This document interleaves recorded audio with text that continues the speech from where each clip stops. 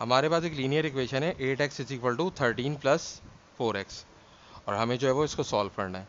तो सबसे पहले हम लीनियर इक्वेशन के कुछ रूल्स देख लेते हैं कि देखें इक्वेशन की एक साइड पे अगर कोई चीज़ प्लस में है तो वो दूसरी साइड पे जाके माइनस हो जाएगी। इसी तरह अगर कोई चीज़ माइनस है तो वो प्लस हो जाएगी, और जो चीज़ मल्टीप्लाई हो रही है वो डिवाइड हो जाएगी, और जो डिवाइड हो रही है वो मल्टीप्लाई हो जाएगी।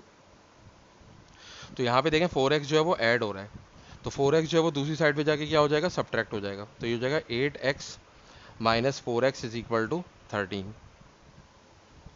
तो देखें 8x माइनस 4x क्या हो जाएगा, 4x हो जाएगा, 4x अपॉन 13।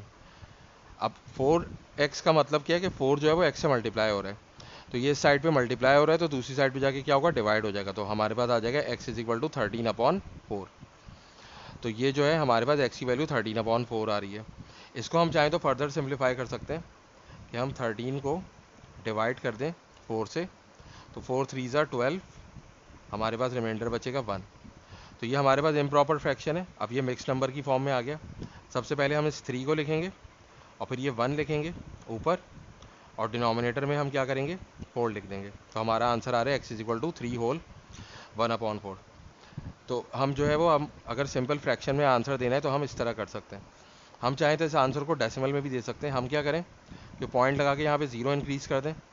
अब ये हो जाएगा 4 2 ज़ा 8, अब 2 बचेगा रिमाइंडर, और फिर 0 इंक्रीज़ कर देंगे क्योंकि डेसिमल लगा हुआ है, और फिर जो है वो 4 5 ज़ा 20। तो 20 माइनस 20 0 हो जाएगा, और हमारे पास x की वैल्यू क्या आ जाएगी, 3.25। तो अगर डेसिमल में आंसर देंगे तो 3.25 होगा, और अगर मिक्स नंबर में आंसर देंगे तो 3 होल 1 अपॉन 4 होगा।